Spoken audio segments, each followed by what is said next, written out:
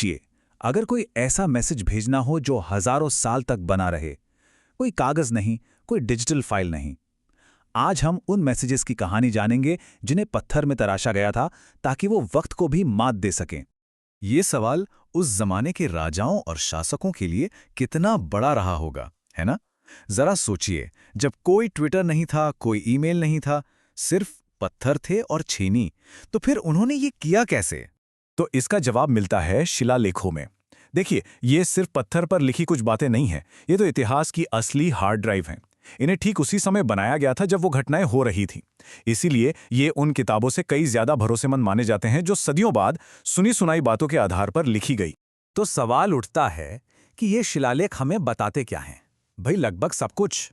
शाही खानदानों की पूरी कहानी से लेकर राजा के प्रशासनिक आदेशों तक, जमीन के दान पुण्य से लेकर अकाल के समय मदद पहुंचाने के उपायों तक। मतलब उस दौर के समाज, अर्थव्यवस्था, धर्म और भाषा की एक जीती जागती तस्वीर हमारे सामने रख देते हैं। तो चलिए अब थोड़ा और पीछे चलते हैं, अशोक के आने से भी पहले के दौर में। ये वो शुरुआती शिलालेख हैं, वो पहली फुसफुसाहटें जिन्होंने आगे चलकर एक बहुत बड़ी संचार क्रांति की नींव रखी। देखिए, अशोक से बहुत पहले भी लिखने की ये कला मौजूद थी, जैसे कि बोगसकोई शिलालेख जो आज के सीरिया में मिला है और उसमें इंद्र और वरुण जैसे वैदिक देवताओं का जिक्र है।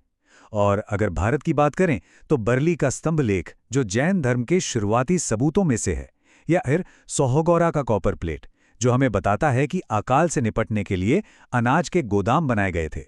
ये सब दिखाते हैं कि बड़े पैमाने पर लिखने का आइडिया पहले से हवा में था। और फिर इतिहास में एंट्री होती है एक ऐसे सम्राट की जिसने इस आइडिया को एक बिल्कुल ही नए, एक अपूर्वपूर्व लेवल पर पहुंचा दिया। उन्होंने शिलालेखों को पूरे साम्राज्य में अपनी आवाज पहुंचाने का एक जरिया बना लिया। तो अशोक के शिलालेख असल में थे क्या? आप इन्हें उस जमाने का एक पब्लिक ब्रॉडकास्ट सिस्टम समझ सकते हैं। ये एक सम्राट का अपनी प्रजा से सीधे सीधे बात करने का तरीका था। इसके जरिए वो धम्म के अपने दर्शन को फैला रहे थे।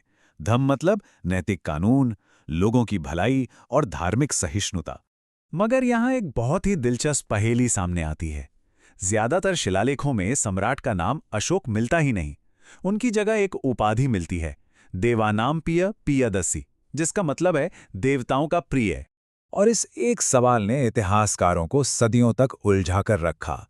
क्या देवानाम पियदसी और सम्राट अशोक एक ही इंसान थे? अगर हाँ, तो इसे साबित कैसे किया जाए? वो कौन सी चाबी थी जो इस रहस्य का ताला खोल सकती थी? और वो चाबी मिली कर्नाटक के मास्की में। वहां एक छोटा सा शिलालेख मिला जो एक गेम चेंजर साबित हुआ। ये वो पहला और निर्णायक सबूत था जहां देवानामपिय पियदसी उपाधि के ठीक साथ साथ अशोक नाम भी लिखा हुआ था। और बस पहेली सुलझ गई। तो चलिए, अब जब ये पहेली सुलझ गई है तो आगे बढ़ते हैं और देखते हैं कि अशोक के इन शिलालेखों के विशाल कलेक्शन को कैसे समझा जा सकता है और वो हमें क्या-क्या बताते हैं। पूरे भारतीय उपमहाद्वीप में अशोक के करीब करीब 33 शिलालेख पाए गए हैं।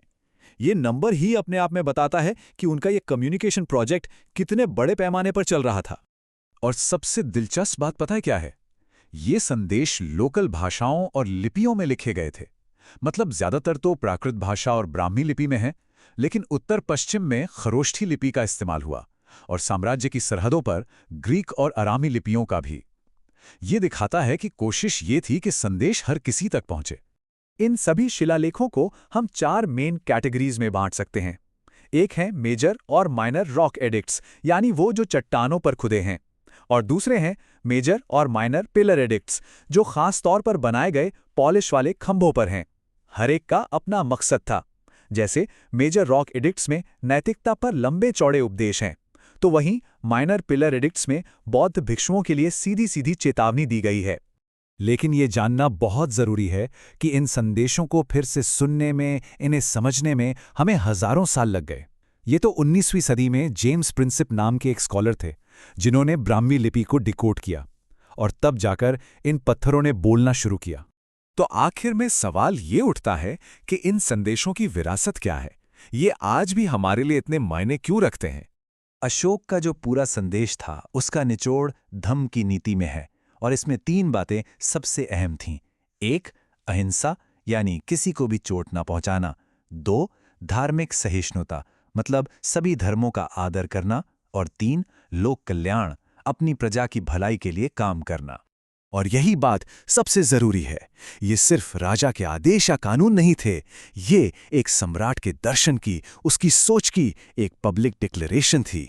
एक ऐसा संदेश जिसे ना सिर्फ उस दौर के लोगों के लिए बल्कि आने वाली अनगिनत पीढ़ियों के लिए पत्थर में हमेशा हमेशा के लिए कैद कर दिया गया था।